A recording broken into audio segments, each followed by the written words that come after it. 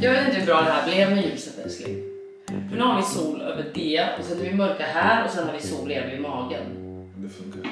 Känner du att det gör det? Nej, vet du varför det funkar? För att du har solen i ansiktet. Jag fick inte solen i ansiktet. Jag har typ solen över halva. Det funkar som sagt. Nej. Alltså, solen lyser bara på några. Jag är tyst tills du har läst det vi har pratat om. Ja, jag har sagt till John nu hela morgonen. Jag bara, John, nu är det snart dags att gå upp på scen. Han bara, vadå? Jag bara, du ska vara med i en video. Han bara, jag vill ha betalt. Ja, nu sitter vi här osams på grund av betalningen. Som aldrig kommer ske. Hur känns det, älskling? Skit. Nej. Vet du? Vet vad? Det är ändå till dig, älskling. Pengarna kommer inte i samma hushåll. Jag gillar ingen varm gurka. Inte jag heller. Vad är grejen med det? Vi har i alla fall samlats här idag för att ta begravning av mig och John. 2 timmar senare John reagerar. John, lyssna. Ja, jag lyssnar. Den här bilden som står här, i den här ramen. Alltså jag blev bokstavligt talat livrädd att den stod på vårt bord häromdagen. Vi har ju då en städerska som kommer typ en gång i månaden och städar. Och hon har då hittat den här bilden på oss som är väldigt, väldigt gammal. Återigen, det är liksom vår första sommar i Ibiza. Fick inte du hem den någon följare? Den är inte väldigt, väldigt gammal, men den är snart 2 år faktiskt. Ja.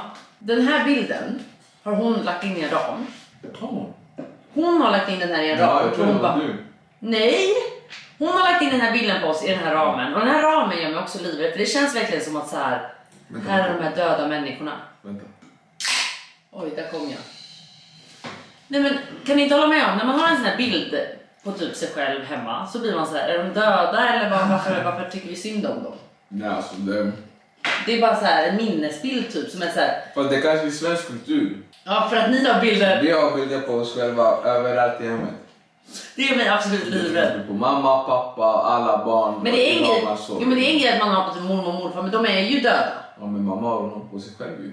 Ja, det gör mig absolut livrädd. Ja, men då kanske den ska stå här på dig och mig. Så. Jag tycker i alla fall det känns jätteläskigt. Så jag gjorde så här häromdagen och då kändes det ännu värre. Det var som att jag var arg på dig. Nej, så. Jag vill inte ha den här fläng. Den måste komma i ljuset. Men det är en grej att vi har på Ivy, vårt barn. Men att vi ska sitta här och ha en bild på dig och mig. Så här, hur självupptagna är man? Bara, kolla här är vi. Snygga va? Men så alla som kommer in vet. De vet ju vilka som bor här. Men nu får de en påminnelse. En död påminnelse. Ja. Vet du vad? Hej! Jag är ändå, du är arg på mig på grund av lönen. Och jag känner mig besviken på dig för att du inte hängde tvätten rätt. Så nu lägger jag ner den. Men, ja. Får jag inte tvätten alltså? Nej, kan jag snälla få ta upp det här med tvätten då? Nej. Jo, jag måste få göra det. Nej. Jag tar upp den. Och då får du hänga den nästa gång. Är det så vi löser grejer här? Om du inte gillar hur jag henne tvätten får du ta och göra. Nej, så här. Jag och John hade en diskussion i morse. Jag skulle natta Ivy och då hade jag tvättat och jag bara, John, häng upp tvätten så länge. Och den är den fint och prydligt. Så som jag tycker det var fint och prydligt. Vet ni vad, jag kan lägga in en bild här. För det är sött. Då har John liksom hängt mina mjukisbyxor på varandra. Man hänger ju ut den, när det är blött så måste man hänga ut dem. Ivys kläder, de hänger också så här. Man bara dra ut dem och häng dem. Gör om, gör rätt. Så kände jag. Och då var jag, alltså vadå? Varför ska du klaga på hur jag hänger det så länge det hänger? Och jag var så här, men det hänger ju inte rätt. Det är just det som är grejen, det här kommer ju aldrig torka. Det är det jag menar. Och så stor lägenhet har vi inte att vi kan ha den stående här i 3 dagar för att det ska ta den tiden det tar att torka när de hänger på varandra. Du kan då lämna tvätten hängande så här i 3 dagar. Så... För att jag är lat. Är det klart? Då kan du torka ordentligt. Den hänger i 3 dagar för att jag har varit så här, jag orkar inte ta in den idag. Jag orkar inte ta in den idag. Men nu blir det ju skrynklig när den hänger sådär. Nej, alla kläder blir skrynkliga när man tvättar. Varför kan du inte vara ärlig? Jag säger bara, alla kläder blir skrynkliga när man tvättar. Man måste ändå streama dem när man ska på sig dem. Vet du vad det roliga var? Att det var en fråga som var typ så här: hur mår ni idag? Är ni lyckliga med varandra? Då kände jag så här. Så här. Är vi det? Vaknar, sover, äter. Nu blir jag nästan ledsen på riktigt. Ja, jag slutar. Nej, du dör ju för mig. Exakt. Du dör för mig. 2 gånger. Ifall du inte dog bra första så dör du andra. Åh herregud. Vet ni vad? Vi kan berätta från början Hej då. och välkomna till en ny jävla Hej och välkomna till en jävla video. För det här är en video älskling. En blogg är de här som hänger efter oss på dagen. Hänger efter. Följ med. Det här är en video. Med Peter tydligen. Med... Ja men precis, absolut. Vi tar en klunk, skål. Alla känns skål. På tal om rätt och fel. Om inte du sörplar den första sippen då du dricker cola eller Pepsi fel.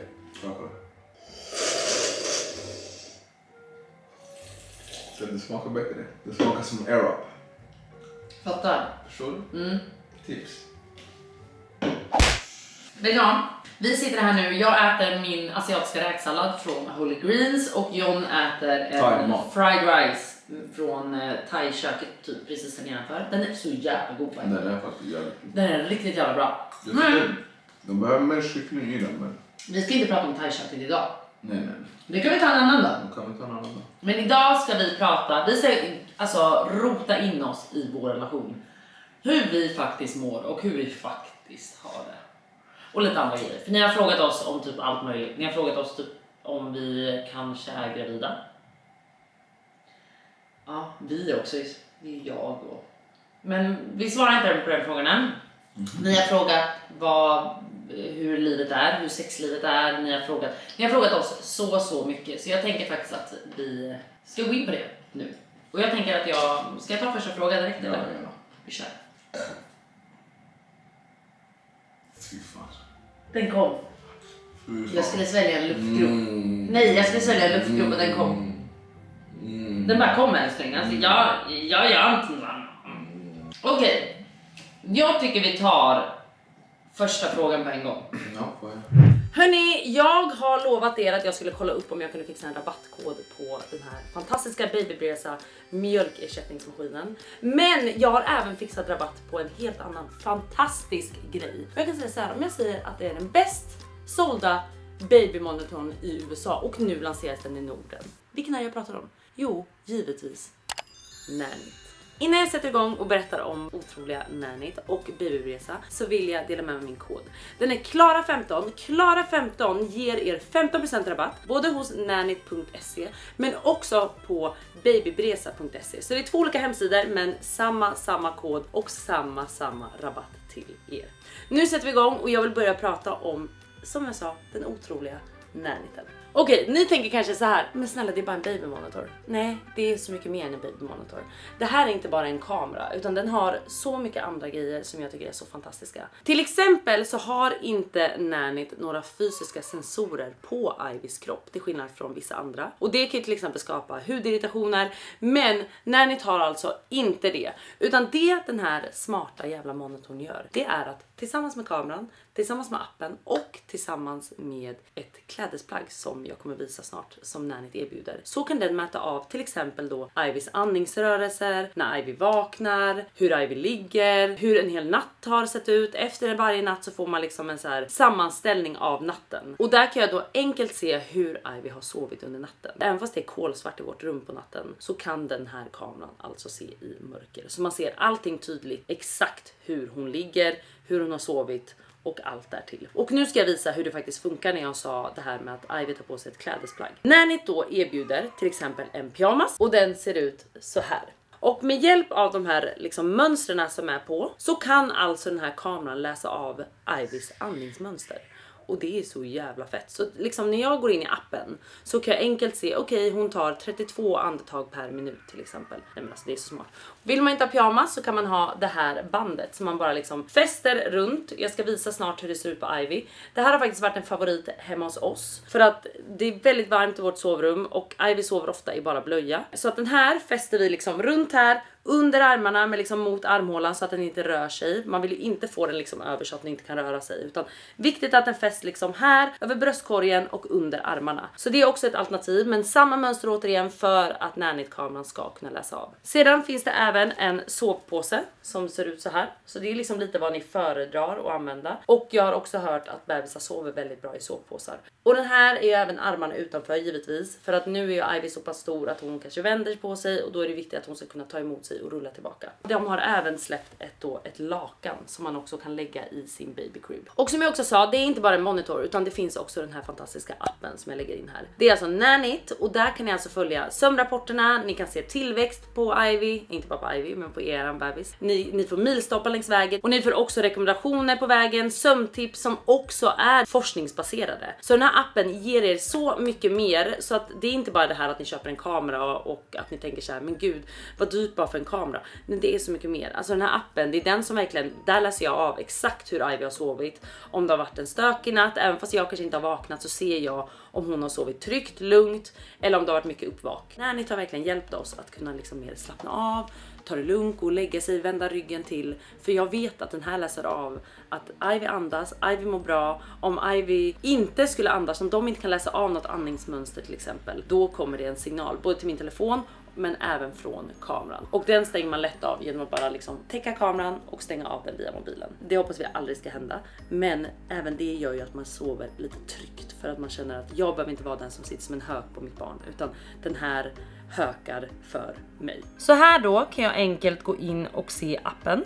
Och då ser det till exempel ut så här via dashboard. Och då kan jag enkelt se här när Ivy gick och la sig, när Ivy vaknade. Men jag vill också säga det att Ivy gick inte och la sig klockan 12, men hon fick på sig sitt band då. Alltså bandet runt sig. Här ser det ut som hon gick och la sig klockan 12, hon vaknade klockan 6. Och här ser man till exempel hur lång tid det tog tills att hon vaknade, tills hon somnade i 3 minuter. Här står det att hon har sovit 5 timmar och 39 minuter. Jag har besökt henne 5 gånger. Och det här är också väldigt bra, det visar att 95% har hon liksom legat i sängen och sovit faktiskt. Här gick jag och la Ivy, så att där kom John in också, la henne på sidan igen för hon ville lägga sig på mage. Och här la jag handen över henne för att hon skulle sova. Och sen kan jag enkelt se att där somnade hon och där gick vi och la oss. Så vi kan enkelt se exakt sen hon vaknar. Hon vaknar 03:10 till exempel. Och här får vi en summering av natten. Så till exempel här sov hon, här är lite uppvak, här sov hon, lite uppvak, sov, uppvak, och sen har vi vaknat.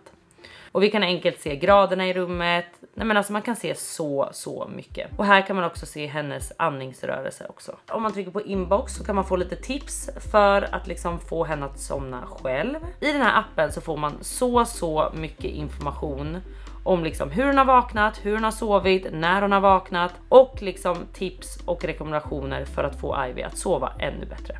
Den här står extremt stadigt, den står ju liksom på golvet och längs långsidan av sängen för att den ska kunna liksom se hela sängen och ta liksom del av hela Ivys kropp då. Den här går ju även att liksom sätta på sängen, den går enkelt att ta med om man reser. Så det är inte så att ni måste plocka med hela den här och liksom resa till Thailand med den. Utan ni kan enkelt göra så att då tar ni bort kameran och har den på ett annat stand helt enkelt. Men vet ni vad, nu ska vi faktiskt gå över på mjölkersättningsmaskinen från Babybresa.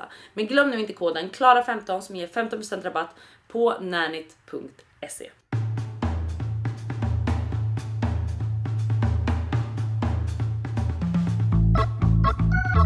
Nu är vi framme vid den här maskinen som innan jag ens fick barn så hörde jag om den här. Den här maskinen har varit så hypad och det är så många av er som har sagt så här: ett måste när ni ska få barn, köp Babybresa.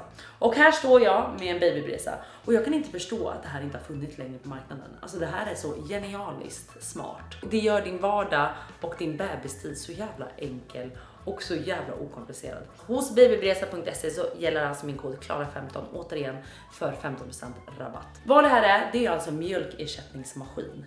Och det är alltså precis som en kaffemaskin. Den mäter upp, den värmer, den gör den perfekt bara att redo att drickas. Här lägger du pulvret och det funkar med vilket ersättningspulver som helst. Vi använder Sempers. Det har inte med saken att göra, det är bara vad Ivy föredrar helt enkelt. Men det funkar med vilket som helst. Den här fyller du ända upp tills det står max. Sen kan du gå in på temperatur och då är det under kroppstemp. Tryck en gång, det blir kroppstemp. Och tryck en tredje gång över kroppstemp. Här väljer du milliliter och det går från 60 ml till 300 ml. Och när du då har valt den mängden och den temperaturen du önskar så trycker du bara på play.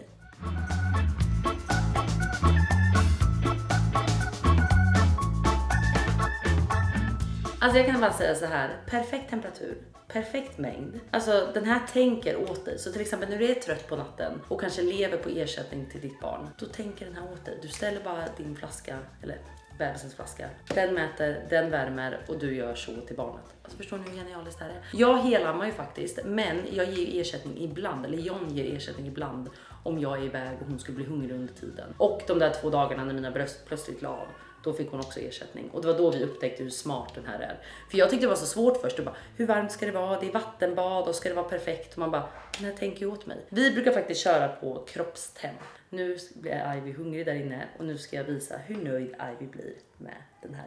Glöm inte koden Klara15 hos babybesa.se. Herregud, jag glömde en sista sak innan vi ska få Ivy att äta den här. Det som Babybesa också erbjuder är till exempel en sån här. Det är en sterilisator som dödar 99,9% av bakterierna, vilket är väldigt bra. Och den här sterilisatorn steriliserar och torkar flaskor, nappar, bröstpumpar med ett knapptryck. Så den är väldigt smidig och den tar 30 minuter och sen är det klart. Nu måste jag ge Ivy mat och hon kommer bli så nöjd. Som sagt, glöm inte min kod hos nani.se och babybesa.se och koden är Klara15.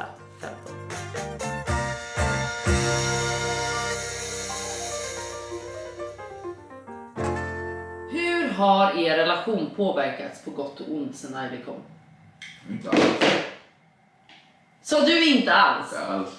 Alltså, det här är någon som inte reflekterar. Va? Samma relation sen innan bara. Du var att Ivy med. Oj, det var mycket. Jag skulle säga så här.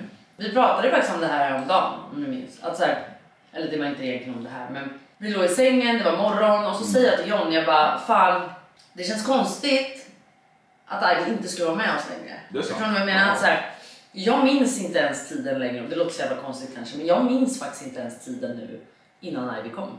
Den var ju i och för sig typ bara en vecka innan Ivy kom. Men ändå, vi var ju inte ihop så länge innan älskling. Nej. 2 dagar. Ungefär så. Så det är kanske därför vi inte minns den, för det var inte så länge. Den jobbar snabbt. Nej, men jag tror bara att så här. Nej, alltså. Nu känns det så självklart att hon är med. Eller ja, är jag ute och cyklar? Jag fattar. Förstår du? Vadå, vänta? Den här. Vad är det? Tyst. Är det min mun? Förstår du? Hur har den påverkats på gott och ont? Nej. Om vi ska vara helt ärliga. Om vi börjar med på gott. Alltså det är så här, det är mycket med kärlek, man kommer närmare varandra på många olika plan. På plan som man inte visste sen innan barn liksom. Jo tack. De där fisarna som jag störde mig på när du satte dig på toa. När hon rapar när vi äter. Det är så här, nu är man fast. nu är man fast. Nu behöver man inte spela fin längre. Exakt. Nej men. Så på så sätt så kommer man mycket närmare varandra. Och det är bra, man lär känna varandras charmiga och mindre charmiga sidor. Vi har bara charmiga sidor. Ja. Men ja, okej. Ja. Sen på ont, man är inte lika flexibel. Så, alltså planering är verkligen A och O. Sen kan man tänka, men det är lätt. Men det är inte så lätt som alla tror liksom. Det är så här. Klara ska gå... Klara ska gå föna håret. Nu är det väldigt intressant. Det kanske blir mer relevant. Men det är ju vardagsgrejer liksom. Du ska gå föna håret. Jag vill gå och träna. Det är, så här, det är inte direkt så att när mina grabbar skriver ska gå och träna den här tiden. Jag bara, jo. Nej. Älskling, hur ser din dag ut? Hur ser min dag ut? Vi måste planera. Hon måste boka in en tid som passar. Så jag kan ta Ivy. Eller bara få det att funka liksom. Och såna små saker. Det är inte direkt så jag bara kan ta mina grejer. Grabbar, vi går ut. Man måste alltid kolla med den andra. Det gjorde vi typ innan också. Nej, men innan var det annorlunda. Men jag tror att, jag skulle också säga den grejen. Att livet måste bli lite mer planerat än vad det var innan. Det är liksom slut med det här spontana. Och det kan jag tycka har varit ganska jobbigt. För jag har levt extremt spontant. Ja, men till skillnad från dig och mig så har Benny jobbat. Alltså, jag har fasta tider. Jag går till jobbet 8:30, kom hem 17. Men då är du så lite det mer har inte påverkat mig så mycket. Nej, för det tror jag är en grej när du är egenföretagare, då som mig, att så här, välja hur jag vill jobba, välja när jag vill jobba, hur jag ska lägga upp min dag. Jag kände mig väldigt fri där och den friheten har betytt väldigt mycket för mig. Så sen Ivy kom så var det som att den drogs ju bara ifrån mig över en natt liksom. Så... Välkommen till vanlig liv. Vet du vad? Hej, du måste komma ner till oss också. Vet du vad, John? Vet du vad? Jag är nere hos dig. Ja, det är du. Ja, det är jag. Men du? Sen är det också det här... Nej men ärligt talat, jag får bara säga klart det att så här, det var från början ganska jobbigt för mig. För att jag var så här, fan, jag kände mig ganska låst, du vet, jag ammar också så jag var tvungen att ha med henne på allting. Jag var van att bara så här, fuck it, jag sticker in i en Uber och gör det här och det här och det här snabbt. Jag gillar också att vara effektiv, få mycket gjort och bara bam. Och sen kommer jag hem. Men nu var det så här, nu måste jag gå överallt, jag ska ha vagnen, visst man kan ta bussen och allting, men jag har inte lärt mig hur bussarna går. Så att jag har liksom gått överallt, det har också varit skönt när det har varit sommar liksom. Så man har fått planera livet mer bara och det här spontana har försvunnit. Men nu har det gått snart 4 månader. På söndag är det typ 4 månader. 4. När jag började nya jobbet. Ja, det ska vi också gå in på. Men snart är det 4 månader och nu känns det som, vad gjorde jag innan? Alltså nu är inte det där ens det här med att inte kunna vara spontan längre, det påverkar mig inte. För att nu är jag så van vid att tänka så här. Det var bara en omställning, framförallt bara en omställning var det för mig. Och den har jag nu gått in i, så nu känns det konstigt att så här, vad gjorde jag ens innan Ivy kom? Vad gjorde jag med all tid? Så känner jag, vad gjorde jag med all tid? Jag känner nu i efterhand att så här, jag har ju bara slösat min tid på skit. För att jag hinner precis lika mycket nu som jag hann innan Ivy. Så att vad gjorde jag med all tid innan? Jo, jag slösade den på att sitta med telefonen. Jag slösade den på skitsaker. Vad sa du? Pillan av. Ja men typ, och det känner jag nu att så här, man behöver inte så mycket tid på skitsaker. Jag vill ha den tiden för att kunna vara med John och med Ivy och med vänner och familj liksom så. Men jag behöver inte den tiden för att kunna sitta och scrolla på Instagram liksom. Utan nu blir det mer att så här, jag lägger upp en bild, that's it. Jag sitter inte in och scrollar så mycket längre för den tiden finns inte. Sen är vi väldigt tacksamma över också att vi har en bebis som sover bra. Så jag får bra sömn på natten. Vi får vår egen tid på kvällarna eftersom hon går och lägger sig runt 7. So far har vi nu haft det ganska lätt tror jag. Och so far så har det också varit att vi har varit 2 på Ivy. Ja. John har ju haft semester först. Och sen pappaledig. Så vi har ju delat liksom på Ivy så. Sen kanske jag har haft den lite mer för att jag ammar. Men det har ändå varit att vi har den båda två. Jag tänkte det där funkar bara när en av oss har ett jobb som ditt. Ja, annars så det är ju en jävla lyx alltså. Men nu börjar ju faktiskt John jobba. Så att nu kommer det ju liksom vara 100% på mig. Och jag jobbar ju också. Så att jag är ju inte mammaledig. Så att det är ju också en grej som jag säger. Jag måste ju bara lära mig att planera rätt. Och lägga upp mina dagar rätt liksom. För jag känner ändå att jag hinner jobba trots att jag har Ivy. Så länge hon är så här liten i alla fall. Så ja, det är bara ännu mer att planera. Men på ont skulle jag säga, det som är lite tråkigt. Det är att vi kan inte längre ha de här långa sexsekvenserna älskling. Alltså innan kunde det verkligen vara, du vet, så här, vi hade mycket sex och vi hade långa sexgrejer. Men nu är det lite mer så här, vi hinner, vi kör. Och så går vi in i gästrummet för det har blivit knullsängen. Och knullsängen är liksom, där står det även papper redo och där är liksom, det är liksom vår crib liksom. Och grejen är, det finns en charm i det också. Vi försöker verkligen underhålla det här så mycket vi kan. Nej men vi försöker ändå vara så här. Ja, vi vill ha sex mycket för att vi vill behålla det i vår relation. Det är inte för alla, men vi vill gärna hålla det i vår relation. Men sen är det ju så här, fan, det är klart att det också påverkas. Man är trött. Man kanske liksom så här, vill bara ligga och chilla när man väl har somnat. Men sånt kan jag sakna i alla fall. Att ha lite den här sexiga moments med varandra. Typ. Nu måste man planera det. Men det funkar, tycker jag. Håller med. Vi går vidare. Kommer ni alltid bo där ni bor eller tror ni att ni kommer flytta? Vi kommer flytta. Vi kommer flytta. Flytta, punkt, nästa fråga. Snabbt. Effektivt. Men alltså vi älskar ju den här lägenheten. Det är under 10 av 10. Men du bara, vi ska flytta nu. Jag bara, vi älskar. För Benny vill ha hus. Nej men så här, vänta. Lugn. Benny vill ha hus. Men jag vill ha gård. Börja från början. Jag vill ha staket. Jag vill ha en uppfart. En uppfart, en allé eller? Samma sak. Var tänkte du hamna då? Solna. Vart ska du bo i Solna i hus med alléer? Det måste finnas, eller kan man bygga? Nej men så här, jag tror att vi båda vi älskar lägenheten. Jag hade gärna gått kvar här jämt om det gick liksom. Men vi bor bara på 85 kvadrat, så vi bor i en 3 och jag tycker att det funkar hur bra som helst nu. Och jag tänker även att skulle det bli så att vi kanske får ett syskon till Ivy, så funkar det även att bo här då. Så jag tycker inte att, så här, att det är en stress att flytta ifrån. Vi har sagt typ 3 år. Men det är inte samma kvalitet på deras barndom. Var ska de gå ut och leka och kasta kottar på varandra? Jag förstår du? Kottarna är viktiga. Det är det. Men jag tror att faktiskt John kom på mig förra veckan när jag satt och kollade hus på Hemnet. Jag bara, kolla det här huset, kolla det här huset. Det är så jävla dyrt i Stockholm. Det är så jävla dyrt i Stockholm. Och jag fattar inte hur folk har råd. Alla arbetsgivare, höj lönerna. Höj fucking lönen till oss alla. Så känner jag. Nej, men det är så här. Jag är jättesugen på hus. Jag är själv uppvuxen i villa och hus liksom. Men det är så jävla mycket jobb också som jag inte tror att du inser. Nej, man läser det. Vi går vidare. Hur kom ni på namnet Ivy? Ja, det är faktiskt du som kan ta åt äran. Nej. Alltså vi hade ju, mitt första namn till Ivy var Charlie. Ja, jag vägrar. Nej men vänta nu. Jag älskade namnet Charlie och jag älskar namnet Charlie på en tjej. Jag tycker att det är så fint. Och till en början var ändå John så här, ja alltså vi får en tjej, bestäm du om det är viktigt för dig. Men han sa ändå så här, han bara, men jag är inte ett jättefan av Charlie. Så jag var så här, nej men okej, så vi var lite öppna för olika förslag och jag gillade typ Noemi, gillade jag också. Det gillade inte du heller. Konstigt. Jag har inget emot Charlie. Det är bara jag tycker Charlie, det är inte rätt namn. Ja, det är modernt. Det är modernt, men... Trevligt. Fashion. Men inga trendiga namn. Nej. Det är så här, det kan finnas 3 Charlie i klassen. Jag förstår. Ja men så är det lite. Sen Noemi, jag gillar bara inte det. Så. Jag gillar verkligen det. Noemi. Men... Sen... Vi satt en dag. Nej, minns du när vi satt, vad sa i sängen? Vi satt där. Jag satt en dag i sängen med Klara.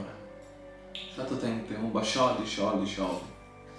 Jag bara nej. Sen det kom bara till mig, som från ovan. Aj. Och när John sa det först. Så blev hon kär i namnet direkt. Ja, fast när du sa det direkt först, då var jag så här. Typ så här och sen bara, fast jag älskar det. Alltså jag typ hann tänka på det typ så här 5 sekunder i min hjärna typ, när jag hörde det så här, aj. Fan, jag älskar det. Och det var också för att du ville ha och det var också för att du ville ha ett korta namn, så här 3 bokstäver. Så hon började kolla på Ray. Vad var det? Jag gillade typ så här Ray. Ja, så var det. Sky. River. Flummiga namn, men jag tycker det är jättefint. Och det var där jag bara Men jag har ju ett till flicknamn som jag älskar precis lika mycket som jag älskar Ivy. Som du var nära på att lägga i Ivys namn. Bara för att ha det. Ja, nej, men jag var så här, jag bara, för tänk om vi inte får någon mer dotter. Då är jag jätteledsen om jag inte får använda det här namnet. Men sen var jag så här, det är ett för bra namn för att lägga det som mellannamn. För att om vi får en till dotter, då kommer jag bli jätteledsen att så här, Ivy fick det som mellannamn. När min andra dotter faktiskt kan få heta det här otroliga namnet. Och jag berättade för mina vänner och alla bara Ivy och det är så fint. Sen öppnar jag Instagram en dag och ser att en annan influencer har fått barn. Och hon har tagit det här namnet. Och jag har aldrig hört det här namnet innan. Alltså jag har aldrig hört namnet innan, att någon någonsin har döpt det här till det här namnet i Sverige. Aldrig. Och när jag har berättat det här namnet till mina vänner, de bara oh my god, aldrig hört det namnet, gud vad fint. Så var jag också att Rebecca Stella tar vårt namn. Hon kan inte ta namnet, för min syster heter Gina. Ja, jag vet. Och det var det som också var grejen, att hans syster heter Gina, hans systerdotter heter Gianna.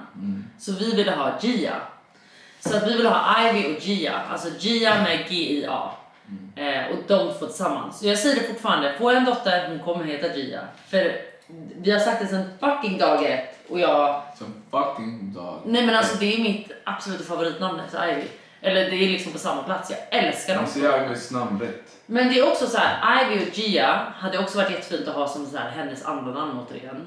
Men får jag en till dotter så kommer jag aldrig förlåta mig själv att jag inte döpte henne till Gia. Så att jag hoppas verkligen det blir det. Och sen har vi ett snyggt killnamn också, om det blir så.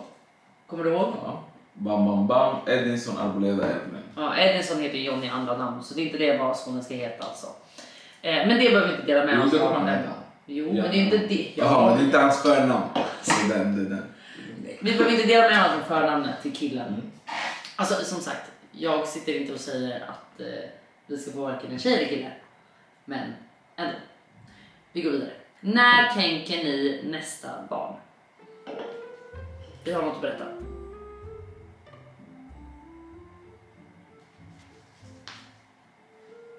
Bara att du höll i bebisar. Nej, vi är inte gravida. Och det är inget jag någonsin kommer ta för givet. Jag önskar att vi har möjlighet att ge Ivy ett syskon. Men det är inget vi varken planerar eller liksom har tänkt nu. Men man vet aldrig liksom. Men det är klart att jag kan inte ens tänka, men jag sa det senast igår, jag kan inte ens tänka att om det här blir verklighet, att få liksom möjligheten att få ett barn, eller ett barn till, men ett syskon till Ivy, att få uppleva den kärleken, att få ta hem ett syskon till Ivy och se dem connecta. Det är, alltså jag kommer gå sönder, alltså jag kommer smälta av att se dem två tillsammans.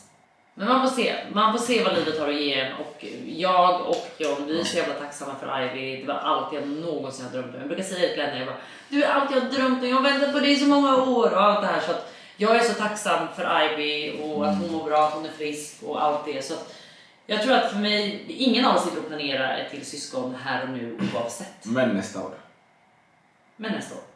Nej. Men som sagt, går det och liksom har vi kärleken på sidan, så hoppas vi att vi ska kunna ge Ivy snart. Men gud, han bara slänger in ord här. Vi går vidare. Okej, om Ivy i framtiden skulle vilja jobba som influencer, hiss eller diss från dig som mamma? Jag hade sagt nej. Nej, så här. Jag tycker influencer, det är ett sånt brett ord för vad många av de här kvinnorna och även jag i den här branschen är. Alltså, jag skulle vilja säga att vi är entreprenörer. Alltså, vi är självständiga entreprenörer som jobbar hårt och som är grymma på det vi gör. Och att vara influencer innebär också väldigt mycket ansvar. Det innebär också att man måste ha jävligt mycket skinn på näsan för att palla med det. Det innebär också att du måste veta vart du står, att du är grundad i dig själv för att inte bli påverkad av allt hat och inte bli påverkad av allas åsikter runt om dig. Och det är nog där jag vill skydda min dotter ifrån. Att så här, jag vet att jag fixar det för att jag är grundad, jag har en bra självkänsla, jag har en bra självsäkerhet och hela den grejen, och jag vet vem jag är och det finns inte mycket som kan rubba mig från det. Men om du inte står stadigt där, så tror inte jag att det här är ett yrke för alla. Jag tror att väldigt många i den här branschen mår dåligt just för att vi får väldigt mycket starka åsikter, vi får väldigt mycket hat bara för att folk har någon att hata på. Alltså vi är som vilket företag som helst, men i det här fallet så finns det faktiskt en person att hata på, och det gillar folk att göra liksom. Så jag tror att majoriteten av människorna som jobbar med det här mår inte särskilt bra. Så att jag skulle rekommendera henne att välja någonting annat.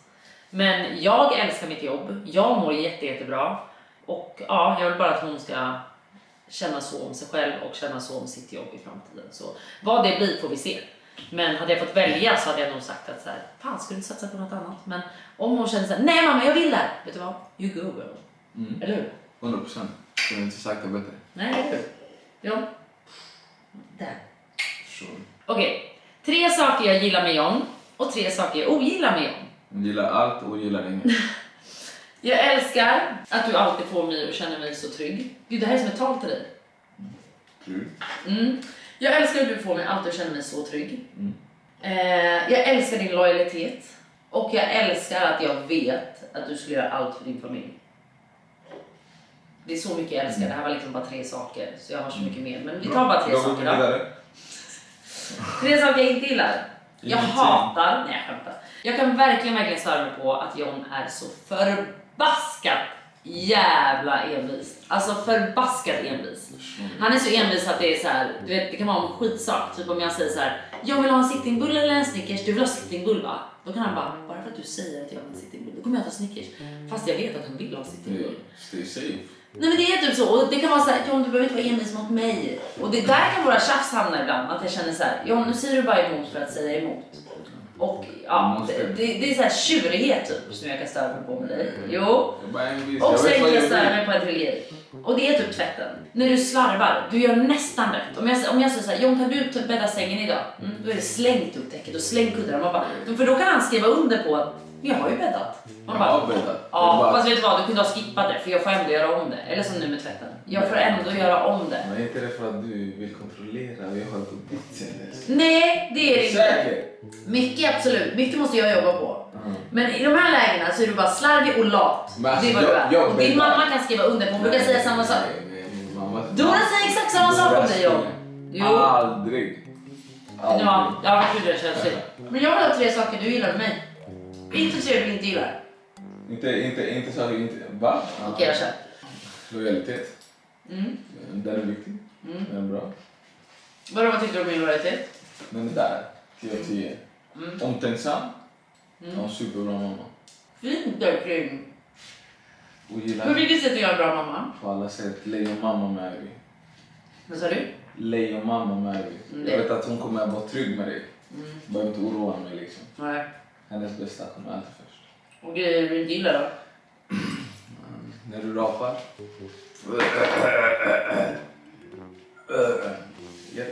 Är du klar? Nej, inte 2 saker till. Jag tog inte upp att jag inte gillar hans fisar på morgonen när han går på toa. Oj, var det känsligt? Bara. Passa skor. Nej. Du får bära det också. Dina airpods. Fy fan, vad äckliga. Är det sjukaste jag någonsin sett. Så äckliga är mycket. Ja. Lite kontroll. Kontroll med ord. Lite bara. Han snackar fullt. Men det är så här. Klara vill ha det. Det ska vara uppställt så. Loggan fram. Och jag lägger den så. Jon. Kunde du inte bara lagt jag håller med fram? Men det där är något jag verkligen måste jobba på. Jag är 100% på den. Den är legit. Ja, den är legit. Så. Något mer? Nej, 3 saker. Det kan vara 4 eftersom du verkar ha tittat inne på mycket tyska. Din mat.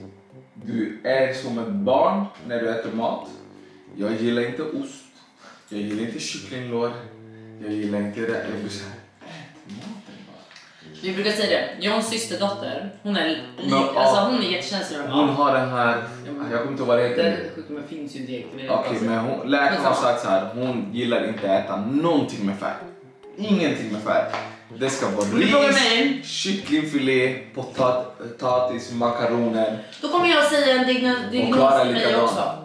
Jag vill också ha barnmat. Jag vill också bara ha makaroner med stekt falukorv. Inget mer. Ja, hon är exakt. Lite smör på makaronerna och lite salt. That's it. Men jag ska konstruera till det med så här mozzarella. Jag är så här, nej John, absolut inte. Jag gillar inte vuxenmat. Du behöver lite seasoning. Okej, nu tar vi sista frågan. Jalla. Ja. Nej, men oh my god, den där frågan ska vi ta, John. Alltså den här var så många av er som skrev och bara, när kommer John fria till dig? Och jag sitter här och väntar. Absolut har vi bara varit ihop i typ 3 veckor återigen. Men ändå John, jag har fått ett barn här. Det kommer. Jag har gjort så mycket för dig. Vad har du gjort för mig? Inom 2 år. Inom 2 år. Bra tid. Det var Klara som sa. Inom 1 år. Det var jag som ställde frågan. Nej, jag skämtar. Vet du vad? Nu säger jag faktiskt tack och hej. Glöm nu inte min kod hos nanny.se och babybresa.se. Alla information hittar ni i beskrivningen precis som vanligt. Vi ses snart. Hej då!